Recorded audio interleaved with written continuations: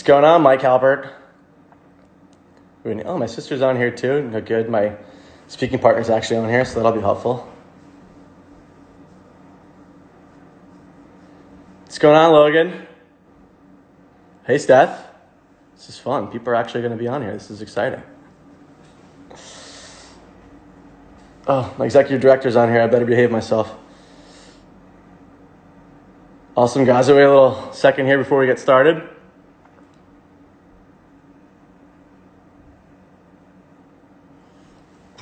Hope everyone's having a good Thursday.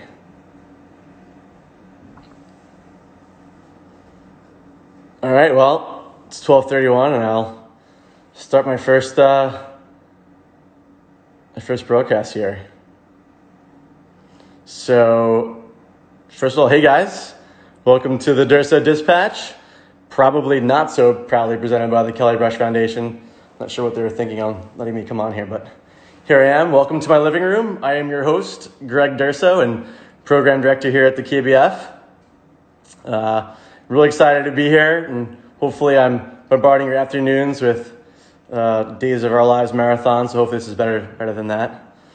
Each week, I'm going to have a guest on here. You'll get to meet some of our grant recipients and some people in the adaptive sports world, but most importantly, introduce you to them and show them what a great resource they are for you guys in the future. That's really the main part of it, so I'm really excited to have that. So without further ado, hopefully I have my first guest jump on here. So let's see if we can get this actually started and make this work some way or another. Let's see. Geoff, where you at?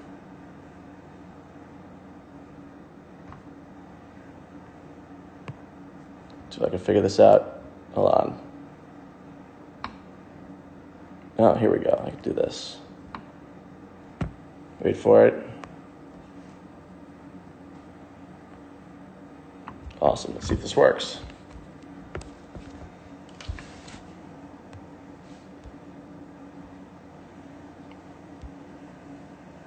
All right. Trying to get Geoff on here.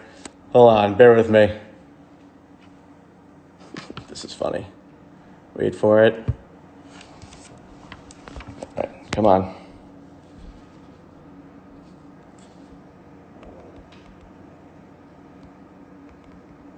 Geoff, where are you?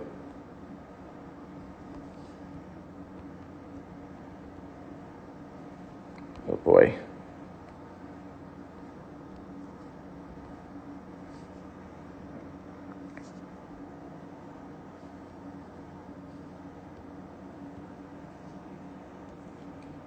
Geoff, can you get on here? It's going to work? All right, I think it's happening now. All right, yes. I think you got it. You nailed it. Going. Finally. Cool. How are you? We're good. Sweet. Do you want to turn your camera the other way? So you're not sideways? What's that? I got you. Turn your phone. Yeah. Perfect. So, how's everything going over there? Going great. It's actually snowing a little bit today. It's spitting some snow and in and out of sun, but got some flurries? Yeah, I know. I'm ready for it to be over now, That's good. Zeke wants to know if there's Instagram in New Hampshire. Is there Instagram in New Hampshire, Geoff? There is a little bit. We got a little bit of that going on from time to time. That's good. Not a ton. Can you turn your phone or your laptop the other way so you're not? Yeah, we'll move it. There you go. There you go. Well, that's better. Now I can see your pretty face. This is perfect. There you go. Awesome. So, Geoff, I met you, a few years ago at an Inspired KBF event in Boston? Yeah, exactly. And then I think I'm always kind of a fanboy. I think I knew of you before that. I always just get excited when people just do exciting things anyway. So I was all excited to meet you and did not disappoint. So thank you for that. Yeah. Okay. Well, and I've heard about you too. You were starting to get out in the whole triathlon world and whatnot. And you're like, you got to ride with Greg Durso sometime and go out and ski with him. And, but you were in Jersey, so I didn't get to see you that much and whatnot, and hang out in the city. Thanks for that Jersey comment. You mean Long Island? Yes. Thank you very much. Jersey, Long Island, the same thing, whatever. It's all the same, right? Yeah, of course. Dude, you New Englanders. Yes. And now that you have skiing down there, why not? No, and now that I moved up here to Vermont, you've been pretty instrumental in me going out and doing some fun and crazier adventures than normally. So it's been great to have you up here and doing some fun things. Yeah. know. And there's so much to do up here. That's just one of the things. There's so many opportunities, regardless of where you live in the country. If you can find them, they're out there. You may have to dig a little bit, but programming's out there, and the people that help you access it, there's a ton of it. So, just make sure you research it and find it, and it's always out there. And I think that was one of the things for me when I was first injured. I was lucky enough that, my home mountain where I'd been skiing in, I'd seen like one guy running around with one leg, this guy Rocket Ron, and he was awesome, that's all I really knew of adaptive skiing until I was injured. I'd never seen a sit skier. I'd never seen anybody really with a spinal cord injury or anything out skiing and ripping the mountain. And everybody's just like, the moment it happened, they're like, you're going to go do this. And I was like, okay. So I came back, and 10 months later, I started doing it. It was incredible for me, and it brought me on a lifelong journey to this point, which is amazing. I can tell you, we can go on and on about what that journey is and all the cool things that it's brought me. And oh no, we will. Don't you worry. But first, let's talk about a little bit like your home life now. How are you staying active safely? You've got the kids home and you're homeschooling. What's that like? Yeah, well, like this week was kind of a letdown. I was supposed to be out in Breckenridge, Colorado, doing the national team right now for PSA, and and we were going to have National Academy the week before that, and just all that work has kind of dried up on me this year. So I've been kind of keeping my own sanity by starting to get back out on the bike. It's been a low snow year, so I've been getting out on like 3 or 4 rides right now at this point, just trying to keep that level of fitness going, and just make the switch too.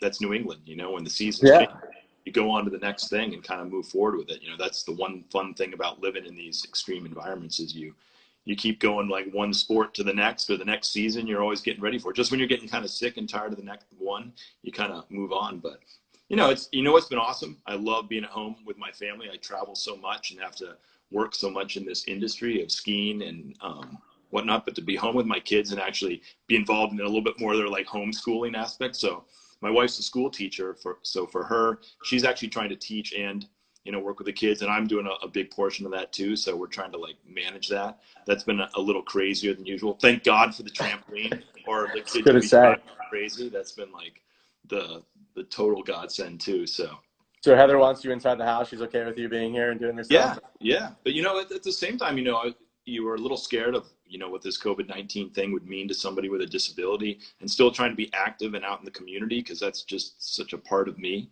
to have to lay low and not be out and socializing and like putting events together and hanging out with people and just instilling stoke and excitement is weird for me.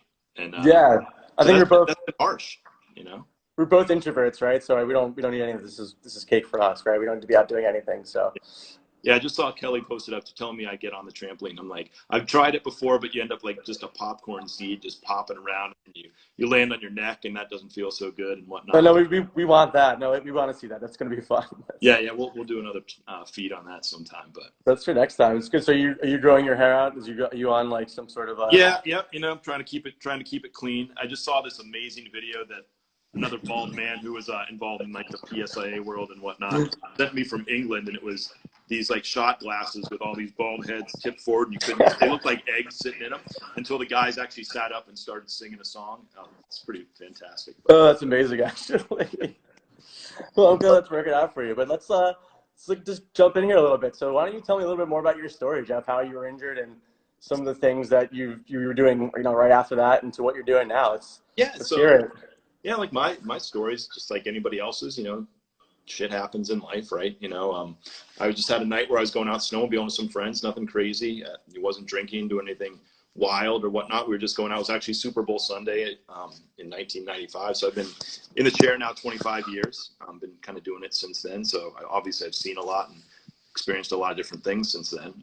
But that night wasn't crazy. I was actually the designated driver that night and was hanging out behind, kind of running shotgun in the back, trying to make sure everybody kept up to speed. And I'm the one that hit some ice and slid around the corner, probably just doing 25 or 30 on my sled, and went into a guardrail post, and that hit me in the chest, broke my back at T7-8 complete. And that was that night, and, but I had always known that, I don't know, in injury and whatnot, you just kind of had to have fortitude and the thing to look forward to the next. And because you weren't going to change it, it wasn't going to be different. And I just knew that was my pathway, whether it was a come to Jesus kind of moment or whatever it is. I just knew that was going to be the pathway that I like, okay, you need to accept this and treat it like a sports injury or whatever it may be. Yeah. And even though it's a lot more severe, it's not one that you're just going to recover and be able to do always necessarily the same things, but maybe in a different way. And once I started to learn and access those things, if you will, and find out what they were, man, it was like a cascading waterfall of just super exciting stuff. And I would never look back. You just jump right into it.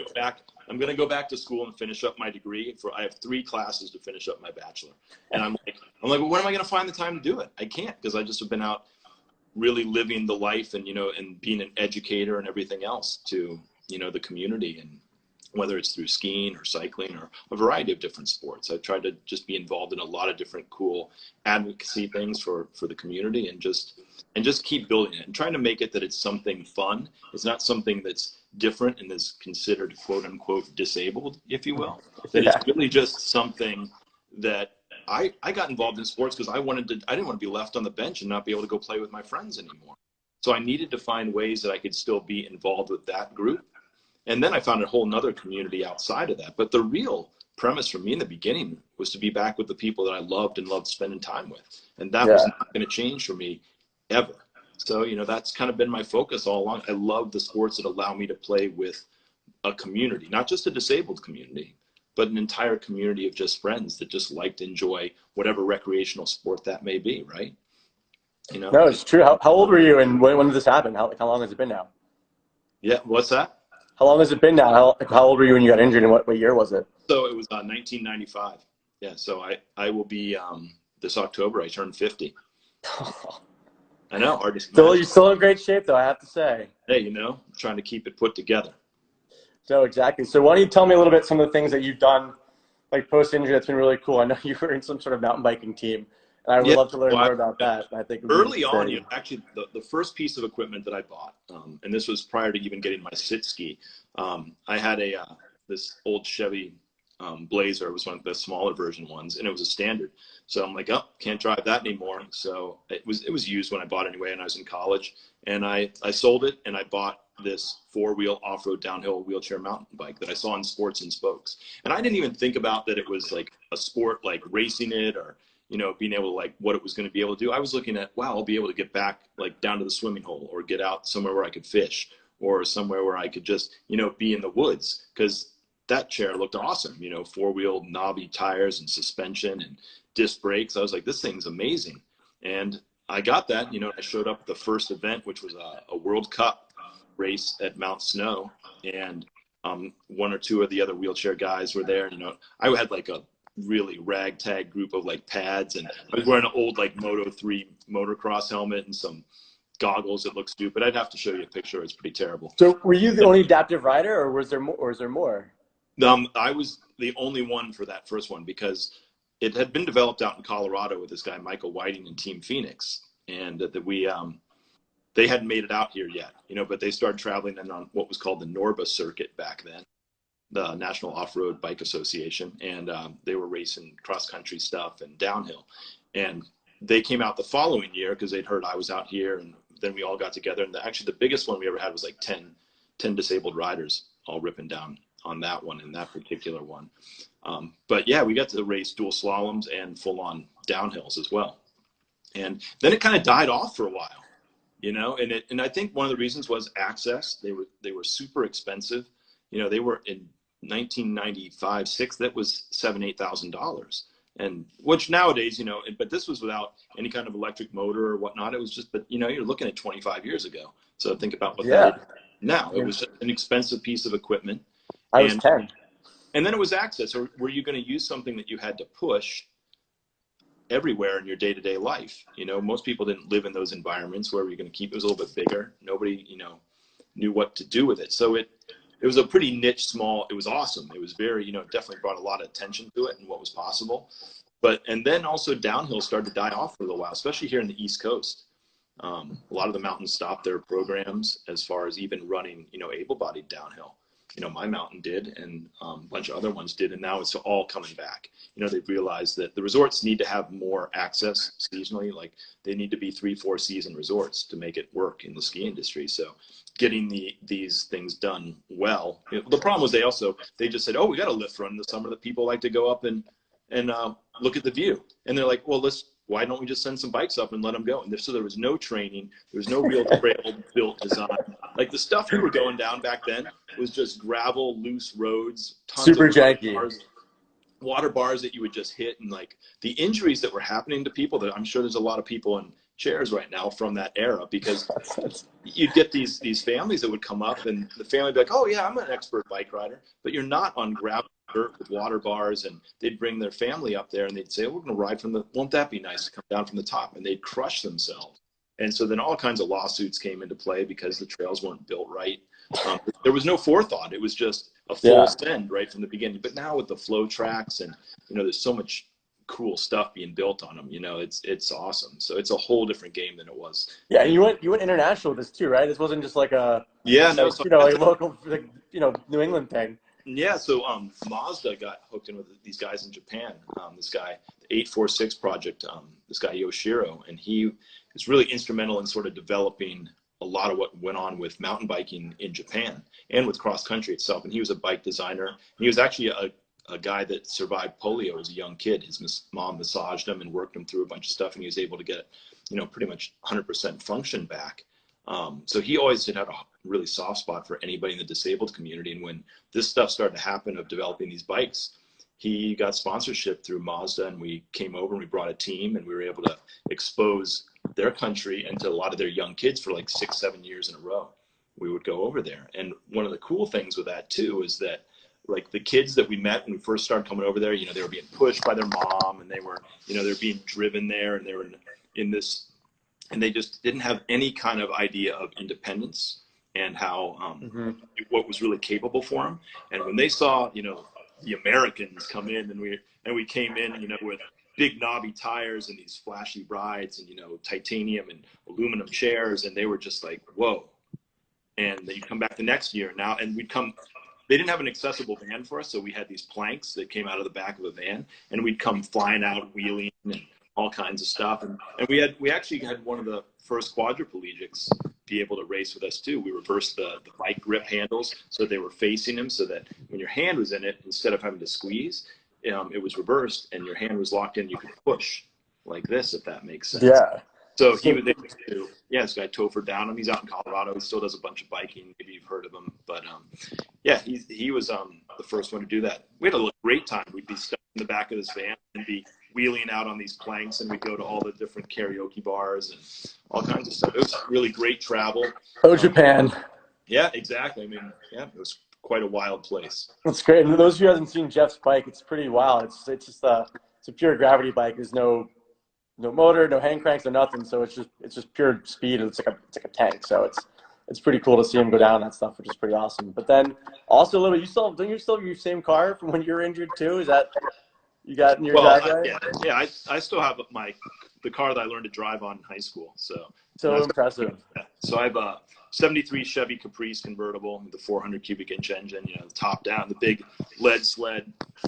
It's awesome. And I keep it rock. I love that classic look of a big ride, and living up in the mountains and being able to put a top down there's nothing quite like it. So, well, I can't wait for you to take me for a ride so I can get the breeze in my hair. I know you don't feel that, so I'll let you know what it feels like.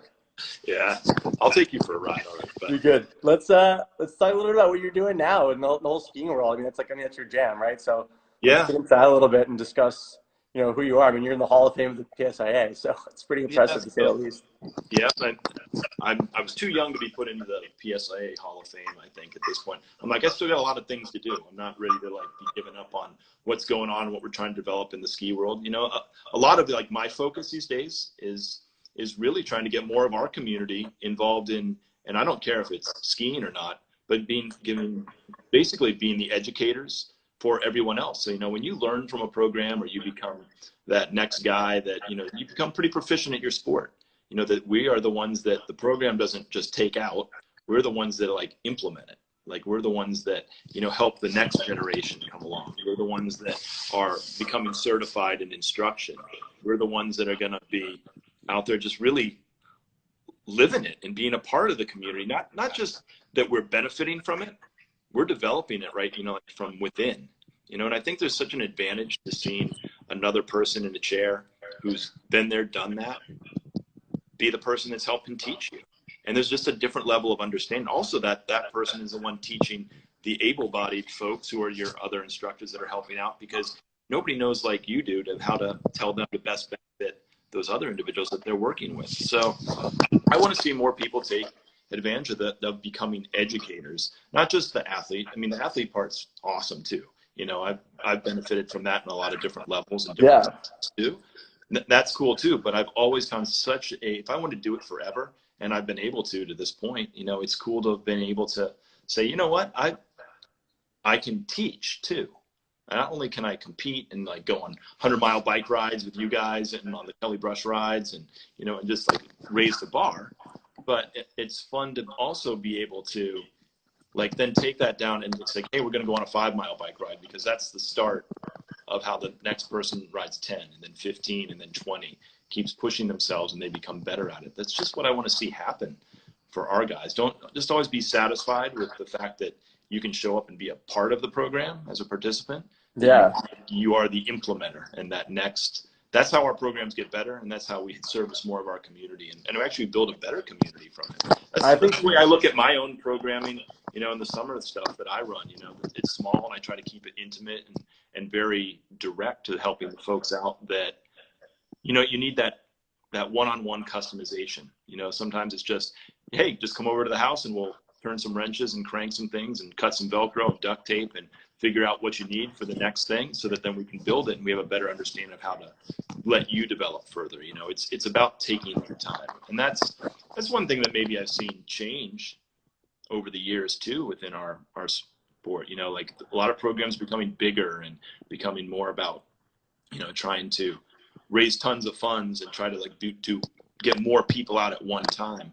But there's something to be said for the individualized attention, because we're all so different. Our injuries are so different. You know, our necessities are what we need. You know, it's got to be customized in so many different ways.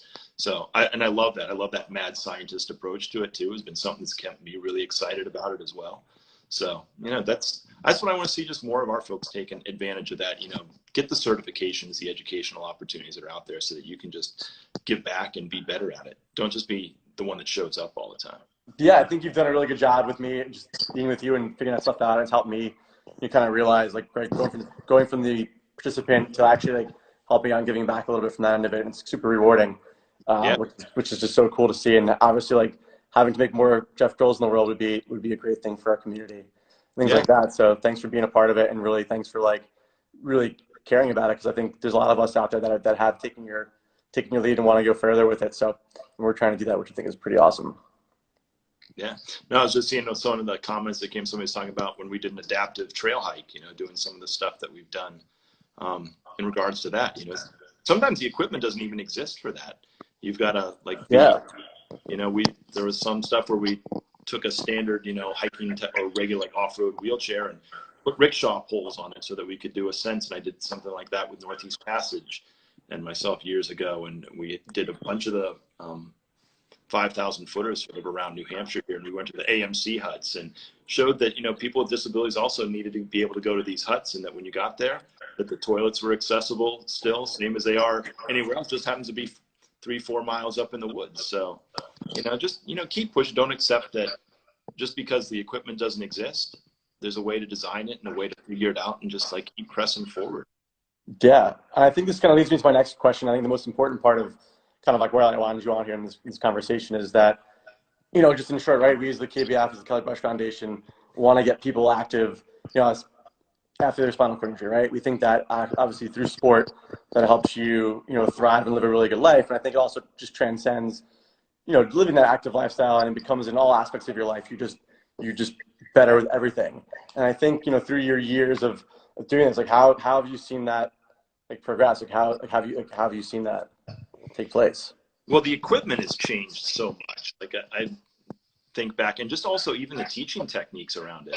You know, when I first learned to sit ski, it was kind of like, okay, you know, reach downhill. And there was never any explanation of like what that was or why you needed to move your arm this direction. It was just like, well, you just do it. You just move those outriggers that direction and stuff happens, right?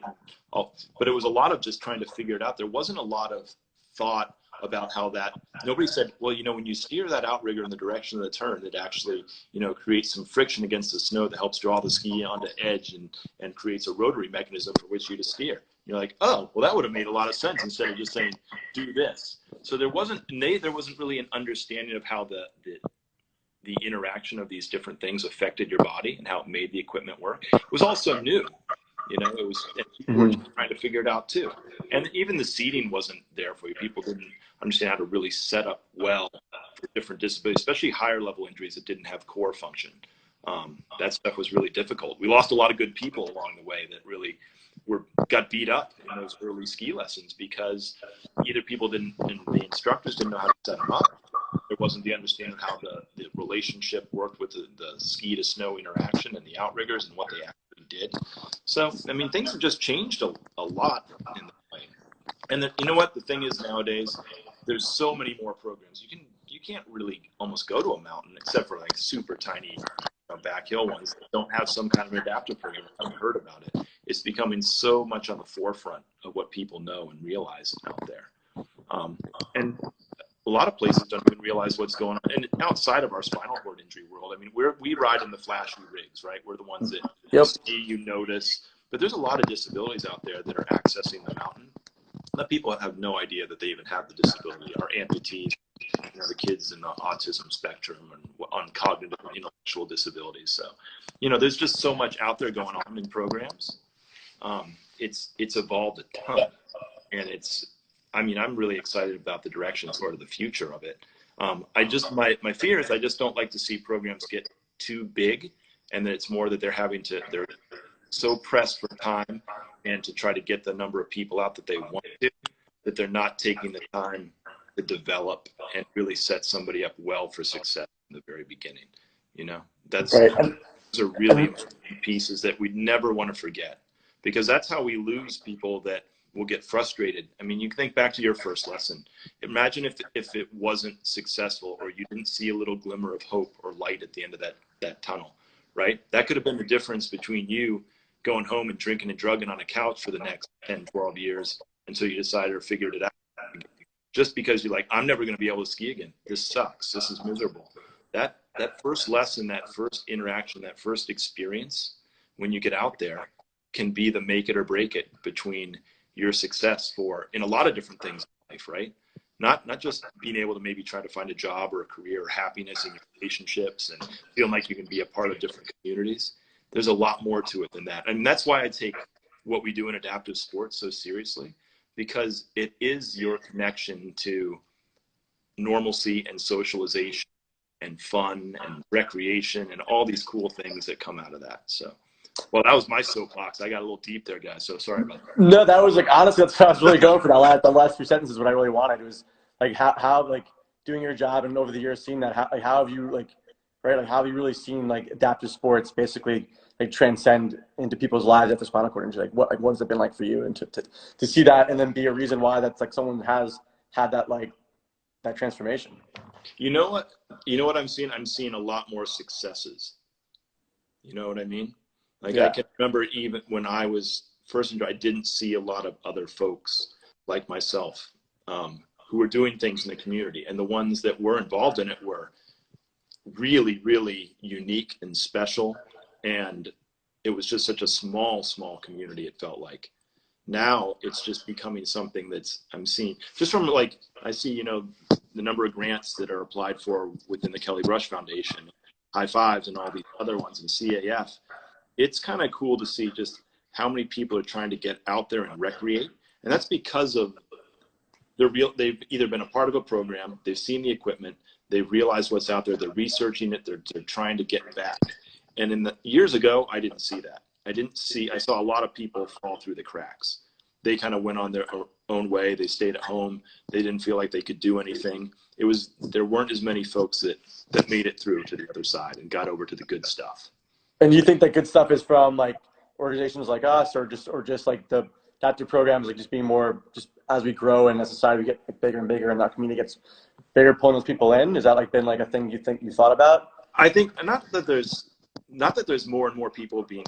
I think that there's more equipment, there's more opportunities. Mm-hmm. There's also a lot more organizations that help fund it. Yeah. Within it, and that's huge too, because we all know what the cost of this stuff is. It's crazy. But and that's why we fundraise for it, and that's even to run the programs themselves is super expensive. The hard part is that we're all competing for the same dollars to do the same stuff. Yeah. The organization is right. There's only so much out there, but there's more organizations, and the notoriety that's out there for adaptive sports is much different. Whether it's because of social media and the different ways that people can access it is, I think, one aspect, but it's definitely approachable more. It feels closer to home. It's more normal, and it feels like it's just a part of our culture. You start to see it a lot more, right? Whether it's on TV or just, day-to-day interaction on Facebook. There's just so much out there. I'm always blown away when somebody comes to me like, oh, I had no idea that this stuff existed out there. Yeah, it happens a lot. You can't, like, when people say that, or even parents or friends of people, I'm like, you're living under a rock, because it's out there in such big ways, and it's on the forefront. It's just another part of our day-to-day culture.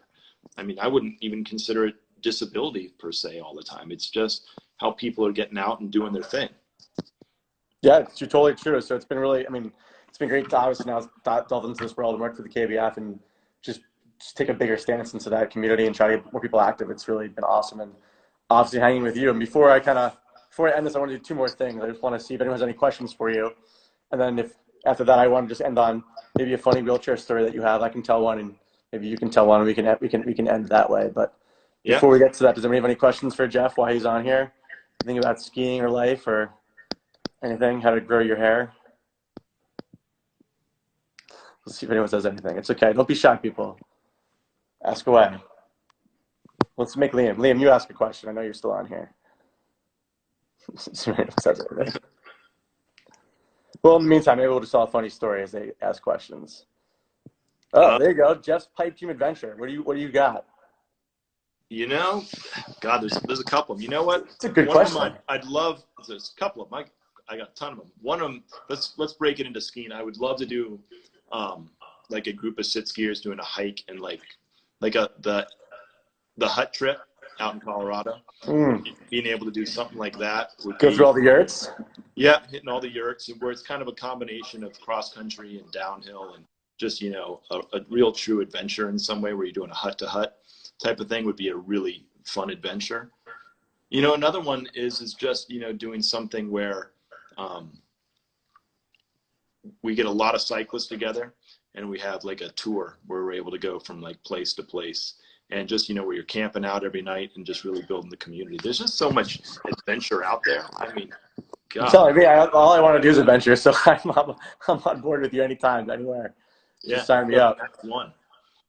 I'm so in. Naomi says, don't forget about her this cycling season, so don't forget about Naomi, Geoff. Yeah, I know. So you want a funny wheelchair story? So give me a funny wheelchair story. We can end on that. So you had me thinking there for a second about. I was actually thinking back to Japan. There you go. So one of the funny stories is we had the one guy that was in the back there, and we'd been drinking in this karaoke bar all night. We get back into the van, and we're getting bounced around all over the place, and his leg bag is just like filled up, and he's like can't, and it's a full on slap sack next to him, and he's trying to handle it. He's got a tube internally set up for himself, and he's trying to handle it. Gets bounced around, loses control of the hose, and we're all in the back of this van, and it literally is like a loose hose, and it's whipping around like a garden hose, like spraying around everywhere. And he's a quad, so he can barely get a handle on it. The thing's just pissing all over all of us. And you know what? The reality is none of us really cared at all. It was part of life. It's the stuff that you go through, and you laugh and you get through it, and everybody just had an awesome time. But yeah, we got pissed on by our buddy in the back of the van. Literally. That's the way it goes, right? It is. It's all that was a great story. So I would say we're going to go quick, but actually Liam did ask a really good question. So let's just. Okay, cool. He wants to know, what do you think is the most rewarding moment in your adaptive sports or teaching career? Sorry, that's a really good question. I want to end without you answering that. You know what? It's so for me, I feel like it happens weekly or daily, and it's when I affect somebody's life and they feel like they can move forward from what's happened to them. You know, when they find a sport, and it happens all the time. Like the second that they see that there's something beyond their disability that is exciting and fun. That is my reward every single day, is when I see a person take that experience and now they know that they can do more, right? Because it's do more in every aspect of their life. It's not just, I may teach skiing and riding bikes and how to water ski and do all that kind of stuff in my life. But the second that you've learned that you can ride a bike, or that you can get up on a water ski, or that you've made 2 or 3 turns down an icy slope, your life's changed forever, right? Yeah. So when I can't pick one of those moments because it happens often. So for me, when I've had that success that the person feels that they can do that, that's when I'm happiest. And that's what fulfills me the most in my life, is when I know that and I see that in that person's eyes, and and then you can it's like setting them free, it's like you catch the bird and you let them free and you let them fly. And that's the stoke. Totally. And I know Liam's going to be doing a lot more of that himself here pretty soon for people. No, it is. And Geoff, just thank you for, being such a bright spot in our community, making these success stories. So if anyone wants to become another success story, go visit Geoff up here in New Hampshire, or hang out with us anytime you want. I'm sure we're going to be on many a long bike ride, climbing up challenging hills, more mountain biking, and maybe we'll do some sort of your adventure in the future. But it'd be great. And Geoff, thanks for joining me in my inaugural show here. So I appreciate it. Yeah. Hopefully we'll get to do some distance riding here soon together, whatever it is, and definitely. Whether we got to stay 30 feet apart or whatever it is, I heard it is in cycling, something like that now. Yeah. Which means you won't be able to draft off me, so. Well, I'm sure you're usually behind me anyway, so it's okay. Going up hills, that is. But guys, if any other questions, I'll see if I can answer them offline for you. And Geoff's around is a really good resource, and I'm happy to put you in touch if you guys are interested in doing that. So perfect. Be good. What's up, Julian? Have a good one, guys. All right, I'll take care, guys. Soon. Yeah, always good to chat, man. All right. Yep. Take care, everyone. Later, Geoff. Later. All right. Remove Geoff. All right, guys. Thanks for joining on my first Durso Dispatch here. I hope you guys liked this and it was fun. I'm going to be here next week on Thursday too with other guests, and we'll tell you about them next week as that goes forward. People are actually saying yes to come on my shows, which I'm shocked about. So that's exciting. It was great talking to you guys. Any other questions, feel free to fill in the comment section or just DM us on Kelly Brush Foundation. I'm happy to be here and talk to you guys through all this stuff. So enjoy, have a good rest of your week and a good weekend. And I'm pumped to share some more adventures and things like that with you guys. Stay tuned next week. Take it easy, guys.